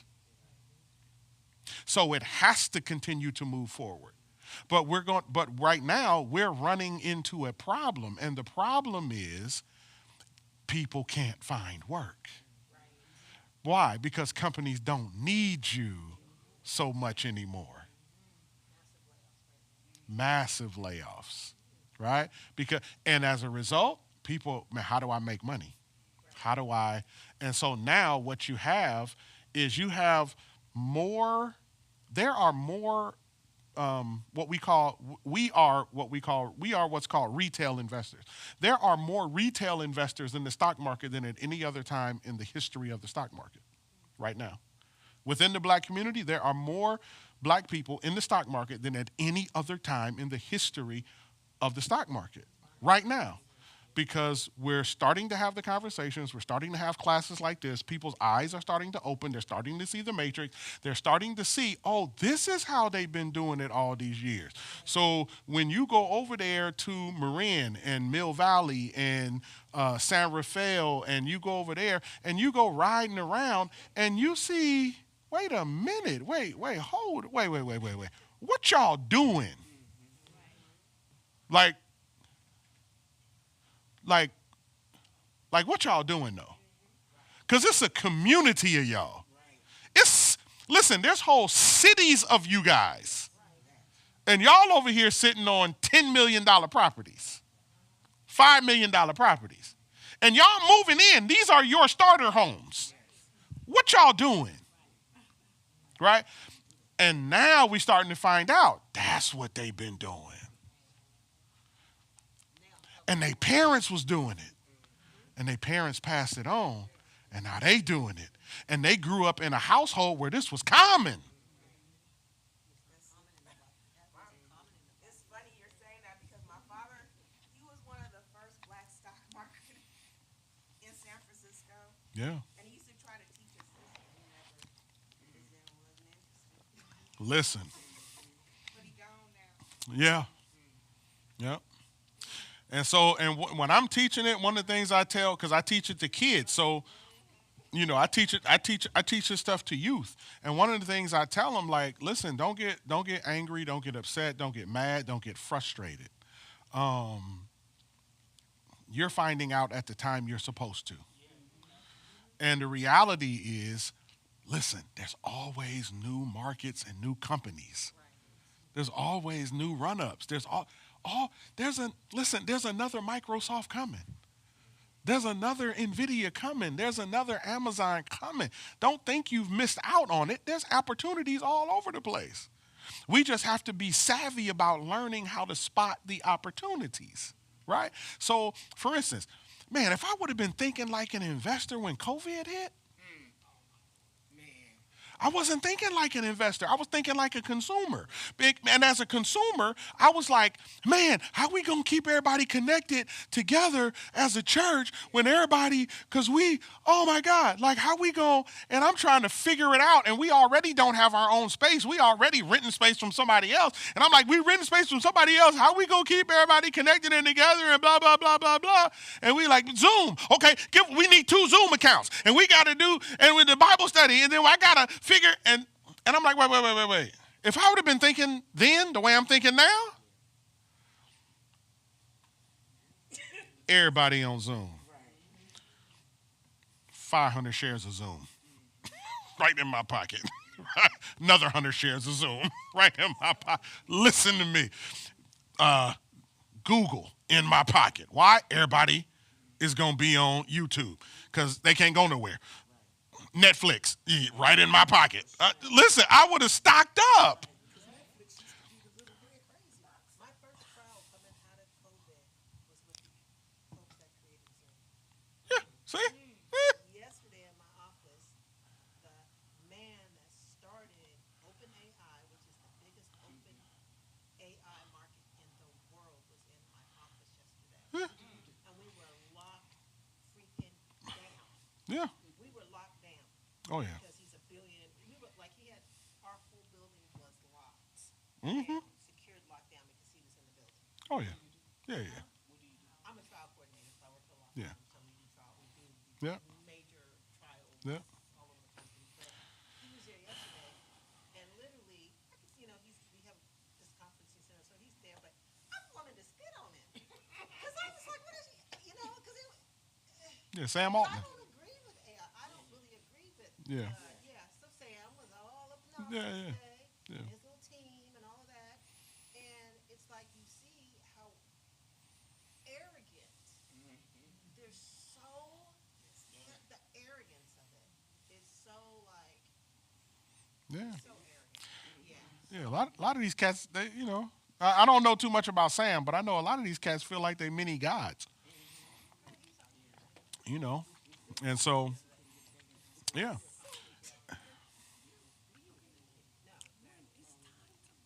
Yeah.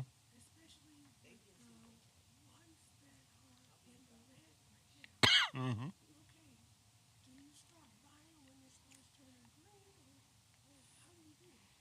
For these, yeah. So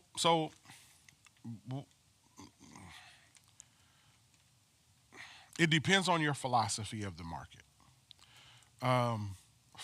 So my philosophy of the market is I like to buy when stuff is down, because the stock that stuff always comes back, right?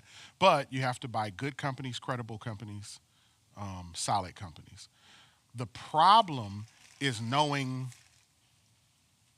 where the bottom is, and nobody knows that. Nobody can calculate where the bottom is, and so what I look for, like in technology, I'm still invested in technology, and I'm still buying technology shares.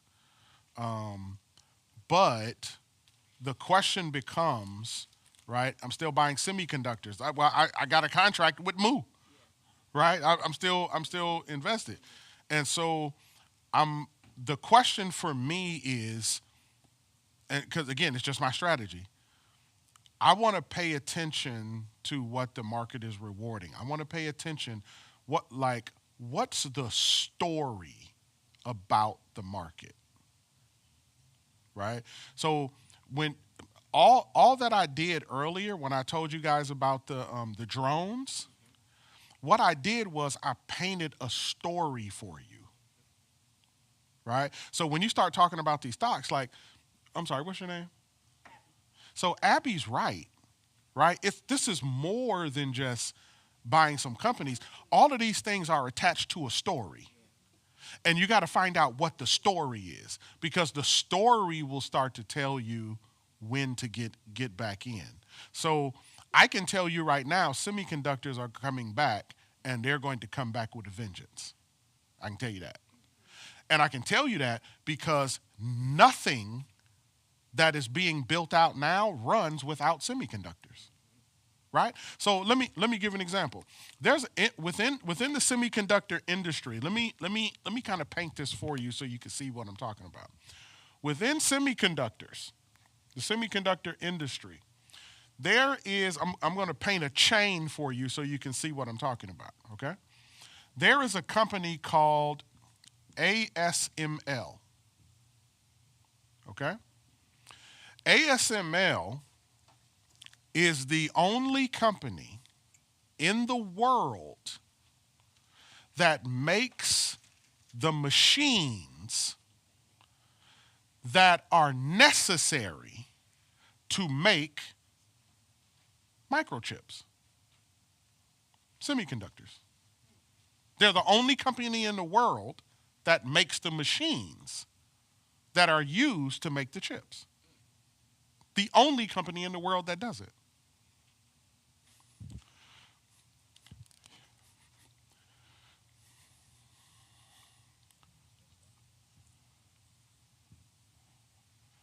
TSM, Taiwan Semiconductor. Taiwan Semiconductor makes 80% of the chips in the world. 80% of the chips in the world come from Taiwan Semiconductor. 100% of the chips made in the world come through ASML machines. TSM's biggest customer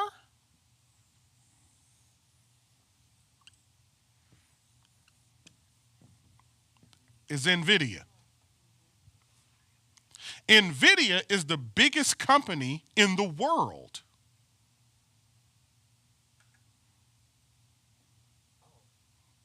They sit on the throne. Yes, period. Any industry. NVIDIA is the biggest company in the world right now. Right? And so NVIDIA sells to everybody. Everybody wants NVIDIA chips, right? If you're trying to do chip, everybody wants NVIDIA chips. So NVIDIA has a backlog of people waiting to buy their stuff, but they get all of their stuff from TSM. And they get all of their machines from ASML.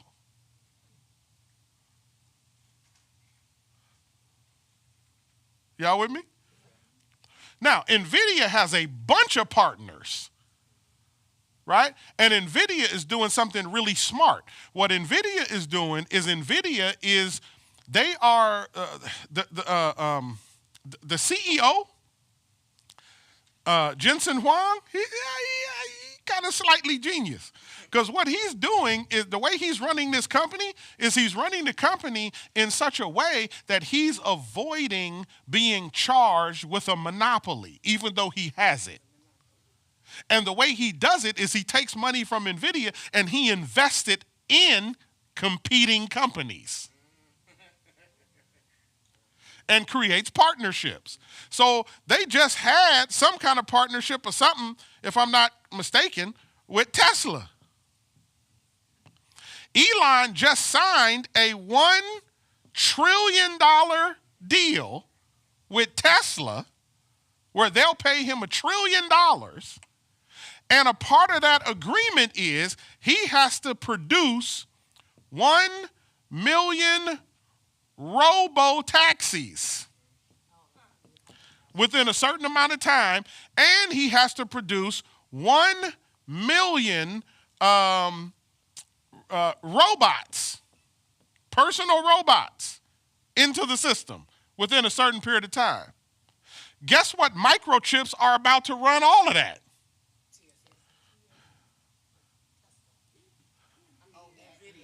NVIDIA by way of CSM, by way of Their stocks are only at $190. Who? Yeah. NVIDIA, because NVIDIA split not too long ago. They did a 10-for-1 split. Yeah, so it's So, not bad. It's not super high. yeah. Now you can get into it pretty cheap now, because before they split, they were well over $1,000. They'd probably be 2,000 now if they hadn't split. How are they keeping are they a recurring revenue model? Who, NVIDIA? Oh, yeah. They just make, the technology they use to make their chips is just better than everybody.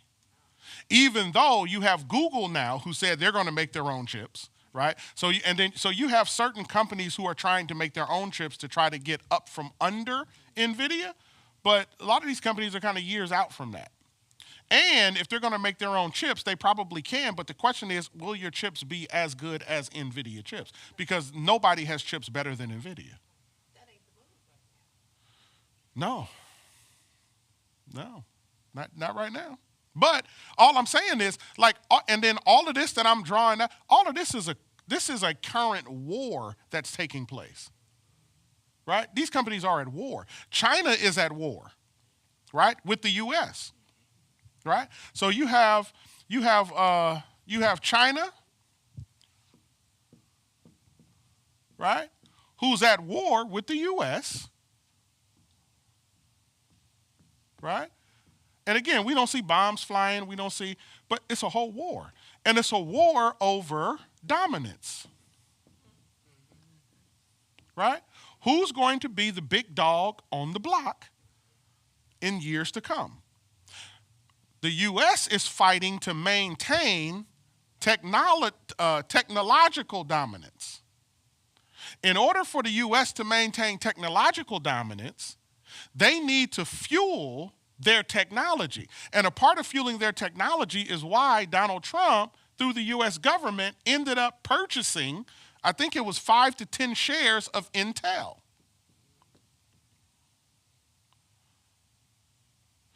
And he hasn't purchased shares of NVIDIA. They're too big, right? But NVIDIA is an American company, which is positioning America as the top dog right now.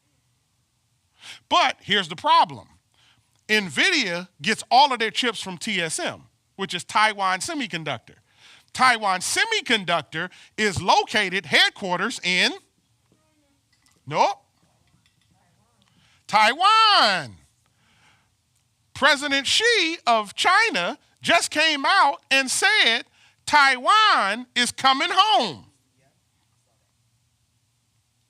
Because President Xi wants to go back into Taiwan. So Taiwan, you got to think of Taiwan like Ukraine is to Russia. Right? So he wants to go and he wants Taiwan to come on back home. If Taiwan comes on back home under China, then Taiwan Semiconductor is now being controlled by China. That changes the game. So what Taiwan Semiconductor is doing, because Donald Trump is threatening them with tariffs.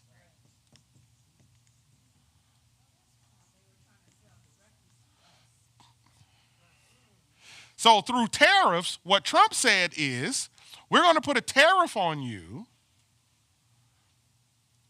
for importing your stuff unless you build companies over here.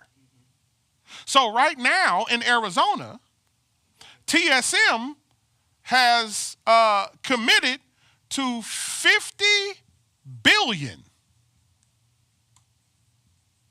to build out factories in Arizona right now. They're building them right now as we speak. Because Trump is trying to head off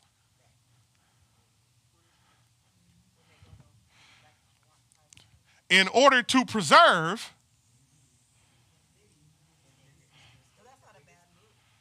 It's not a bad move. All right?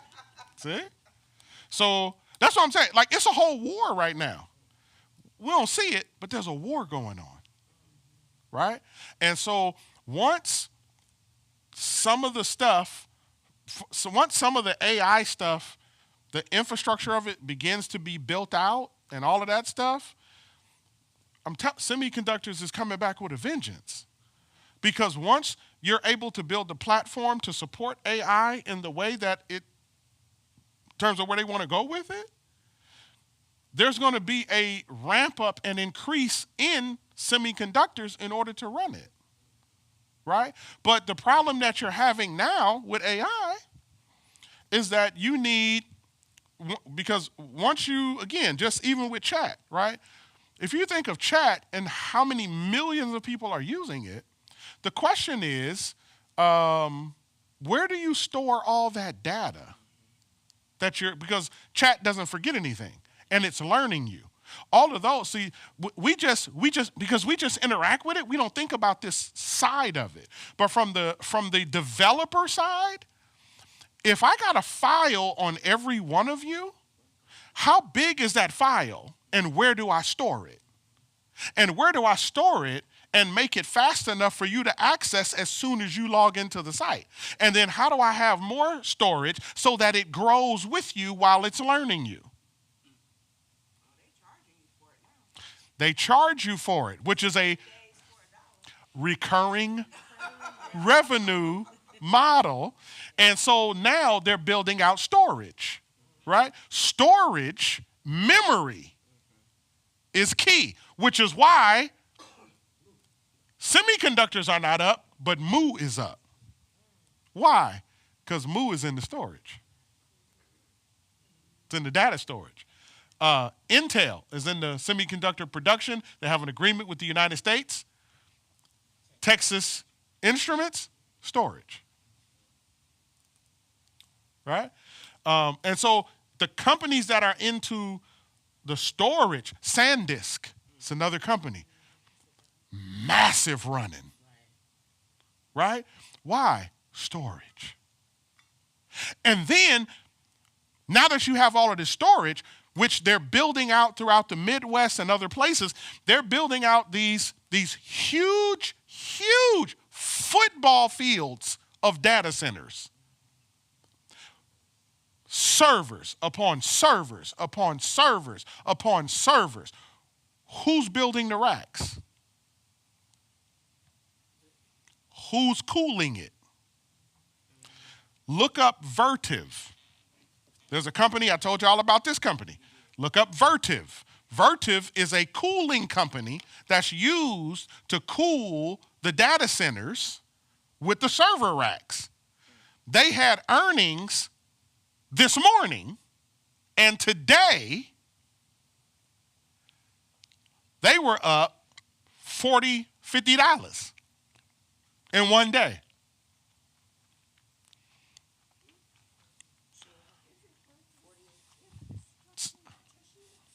Huh?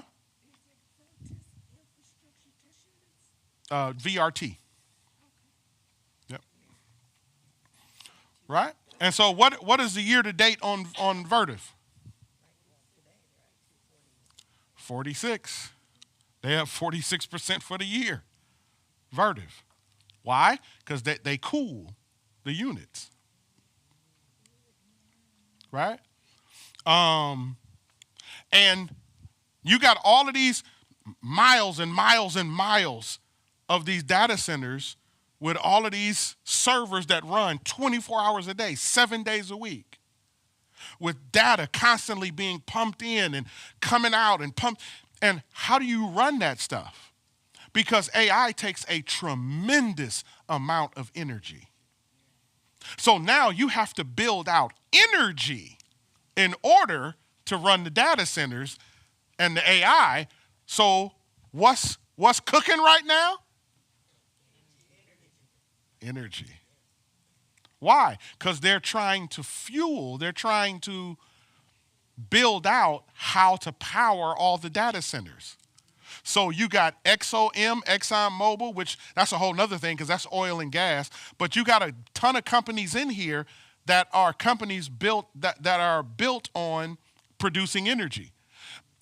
Some of your main companies are companies that are building out nuclear plants. Why? It's a clean, easy way to get the most power that you need to fuel what you need to fuel. Right? Watch this. So then the question becomes, why is, I just showed y'all this. Why is Caterpillar up 35%? Because they have to carry all of that stuff to the materials to make buildings and the materials to make the processes. Come on, Kelly. You're a little bit smart. You're a little bit smart. You're a little bit on it right now. Right? Because who's gonna supply the earth movers and the equipment and to build all of the Caterpillar? Yes. This is a whole. This. Robots right now. My son, he had a job. He's actually putting robots together to clean houses. Absolutely. Absolutely. Yeah. Absolutely. Right, exactly. Yeah. That's going to create a whole nother problem. Because right now, you have a lot of Hispanic people that are doing what black people used to do. Right? And with robots coming online probably next 5, 10, 15 years, especially when they make them affordable that everybody can have one, just like we got computers. Right. Well, Trump is blowing them up and shipping them out. Yeah. So that's going to change. Again, that's a game changer. It changes how we live. Right? And robotics is already changing how we work. So what companies are focused on robotics? Yeah. Right? So, yeah, all of this, I'm telling you, all this stuff starts to play together when you pay attention to it. Here's another one. Consumer defense, right? Consumer defense includes inside of it companies where people shop for cheap. Walmart, Target, Costco, right? Why are they up? Because if jobs are being replaced by AI and people are out of work, people ain't got no money. And if people ain't got no money, they can't go shopping. So what do? They retreat to the places where they can get the most for their dollars that they do have. So Walmart is up 15%. Costco is up 13%. Right? So when you start going through it, you start seeing all of these discount places going up because that's where people are choosing to shop now. Because we don't have discretionary money left no more. That's why Macy's is gone. That's why Capwell's is gone. That's why they shutting down Nordstrom's. Gone. Gone. No. Give me some Marshall. Right? Give me some TJ Maxx, right? And so again, once you start tuning in and paying attention to it all this stuff, everything that you see in society, things that you see, the government talking, all that stuff translates here and it tells a story. And once you understand the story, back to Rosanna's question, once you understand the story, you can start learning where to put your dollars. And the goal is you want to, as best you can, you want to, you're going to make mistakes. You're not going to get it right. You're going to get in some stuff and it's too early and you're going to catch a falling knife. Right? That's going to happen sometime, right? And you're going, ooh, that thing down. And you didn't put some money in it, and it's like, man, that thing down another 30%. You know what I mean? That thing down. Right? I thought he was down. That way, whoo, he down. You know what I mean? And so you're going to catch a falling knife. It's not 100%. All I'm saying is, though, if you learn the process and you learn how to do your homework and you do it, to the best of your ability, you make educated decisions, right? And so that's why I said earlier, investing isn't gambling, right? Gambling is you just roll the dice and you operating on wish, hope, and luck. That's not investing. It's strategy. It's strategy. And you're going to lose sometimes, but the goal is you want to win more than you lose. And as long as you do that, you're good. You know what I mean? You are good. And so, So again, this whole thing, right, it starts to tell a story. The more you look at it, the more you understand it, it's telling a story. Matter of fact, here it is. Western Digital, Stargate, SanDisk. Yep, right there, under computer hardware, because all of that has to do with data, right? Memory. Times too, and Wall Street Journal has some really good articles. Yep. So, yeah. Yep. Yeah. So the more skills you gain at learning how to tell the story, it helps you to know kind of when and where to get in. So for me, right now, I'm always going to invest in NVIDIA. I don't see no replacement for them. So, but I don't just invest in them blindly. I watch, and NVIDIA has been probably for 7-8 months. NVIDIA has been fluctuating between 170 and 191. Soon as they hit 191, 192, they drop back down. And they stay in that range. So last week, NVIDIA hit like 175, 176. If I should have opened up an options position on them at the 175, 176 because I knew they was coming right back to 180 to 190 because they've been doing it for 6-7 months, right? So today, what they at, 191? Yeah. So I could have ran it up from 70 to the 90 and probably cashed out a couple thousand and, rinse and repeat. But I didn't do it. Yeah, 2 little shares doing something. Yeah. All right. So again, all of that is really, really, really important, okay, for us to know. And so we'll get into the specifics of it, some more specifics next week. Yeah. So thank y'all for coming out. God bless you. Good night. Thank you, Pastor.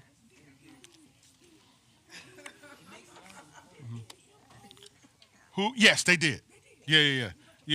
I did. They sent me a text that said that it shipped out this morning. Yeah.